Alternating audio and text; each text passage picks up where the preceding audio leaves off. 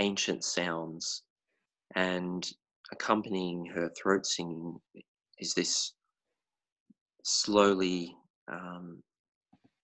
rising scene of Central Australia, and a wonderful recording of a dawn chorus that fades in, and one of the calls in that dawn chorus is the grey shrike thrush, which I just find it so calming and beautiful every time.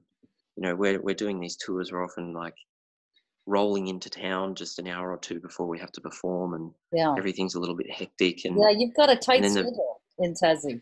Well, we're trying to combine it with as much, you know, natural beauty and immersion in the very thing that we're evoking in the performance. But yeah, you know, one of the joys and sorrows of touring is the quick turnaround and not having a huge amount of time to adapt to a new space. But there's something about hearing the call of the grey shrike thrush at the beginning of the show that sort of sets my brain up for you know, really immersing myself in the music and in the song. So but there's blue wrens, there's a failed courtship scene for a satin bowerbird, there's very interesting harsh call of the red wattlebird, and lovely I guess sort of epilogue to the whole performance with the warbling magpie and some rainbow lorikeets in the background. So we've got lots of rainbow lorikeets in the region. So what has been the most challenging bird to integrate into this performance for you, or one of the birds that the sound really kind of set off your own triggers? Well, look, there's two examples that I'll give. The lyrebird, of course, is renowned as being the ultimate songbird. You know, they've got an almost limitless ability to imitate other sounds, but their own calls as well, I find incredibly beautiful. And they actually begin learning when still inside the egg. So they just have this incredible natural ability with song.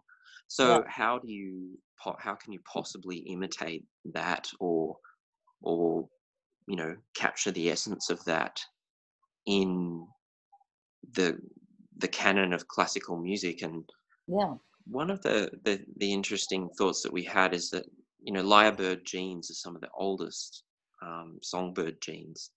So, you know, this master of song has yet to be I guess bettered or improved on in any way.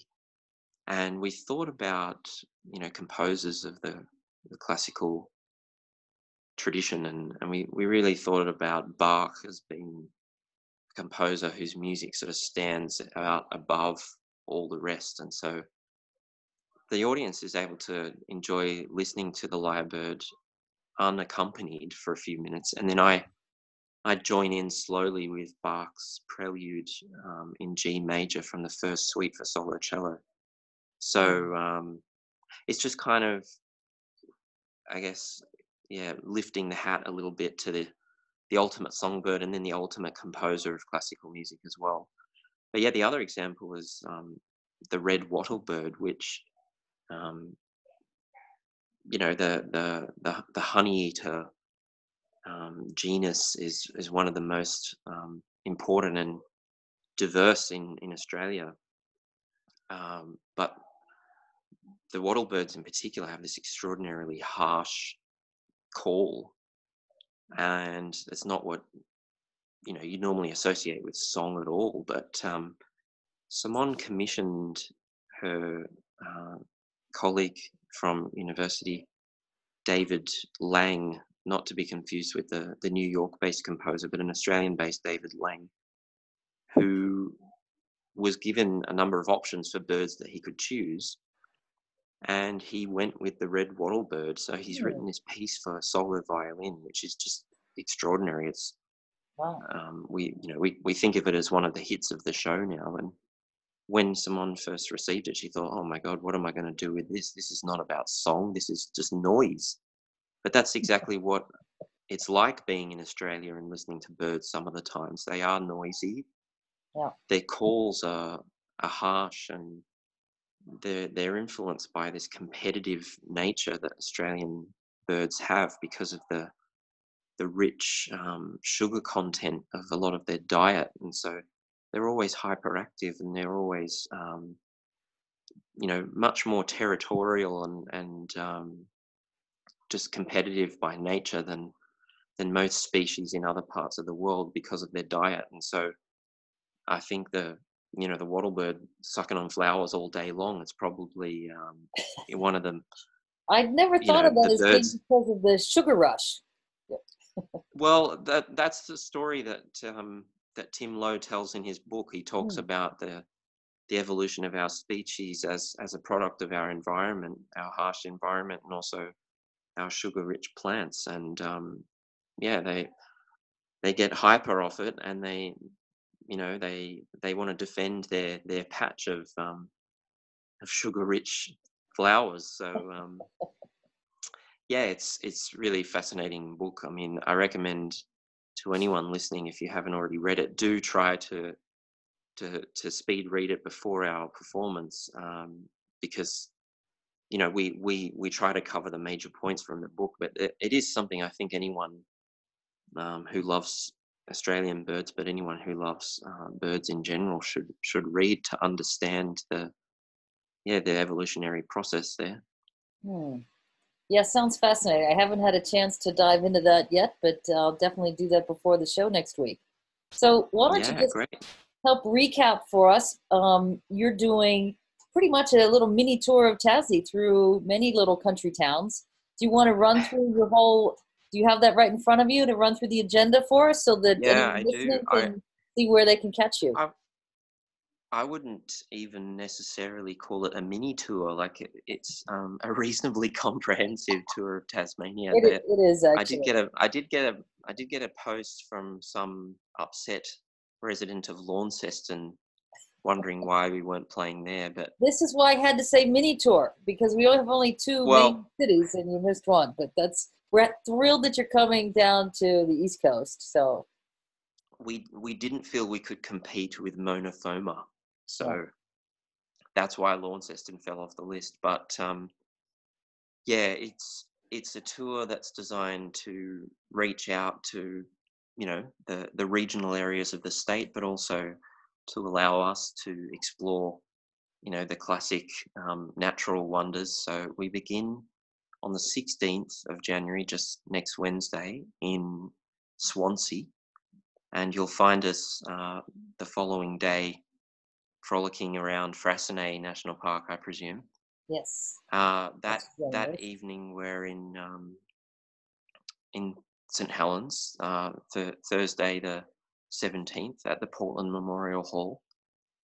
We're really looking forward to playing there because it's one of those historic community venues that Yeah. has obviously been sort of lovingly maintained. But yeah, we're really grateful to you, Barbara, and the Break of Day Regional Arts for taking a chance on these two roving classical musicians. And then we're in we're going to be in the Bay of Fires area for that show, so tick that one off. And then Friday the 18th is Scottsdale.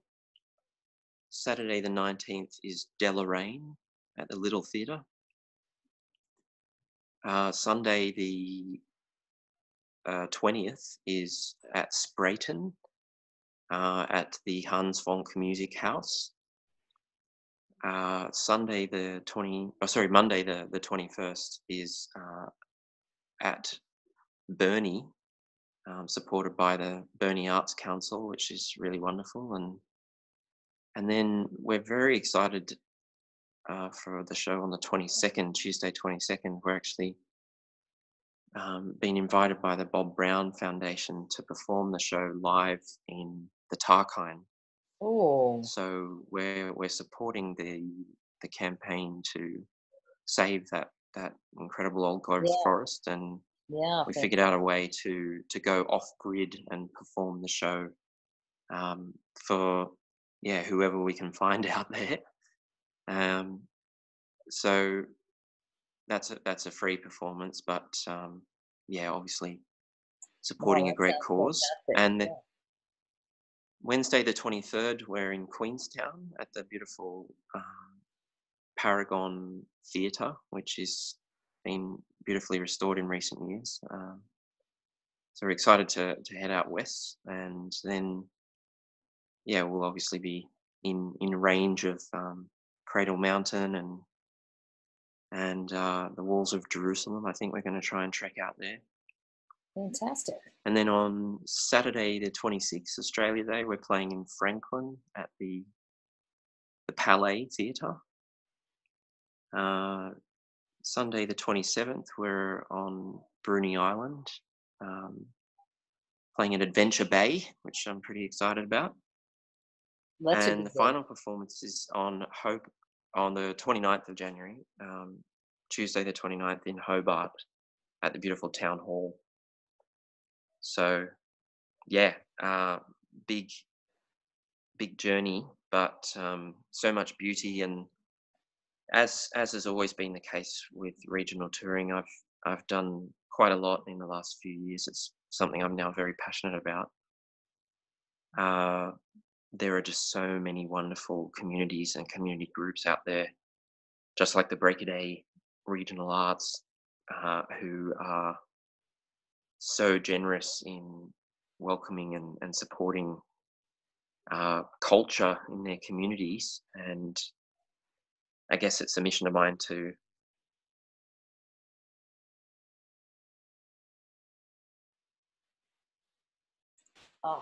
just lost you there. All right, let's see. We've got his phone connected. I don't know if he's out of range. We're going to get back to you shortly with Andrew, and hope to see you all live at the performance with Anthony Albrecht and Simone, Where Song Began at Portland Hall in St. Helens on January 17th. Hope to see you then.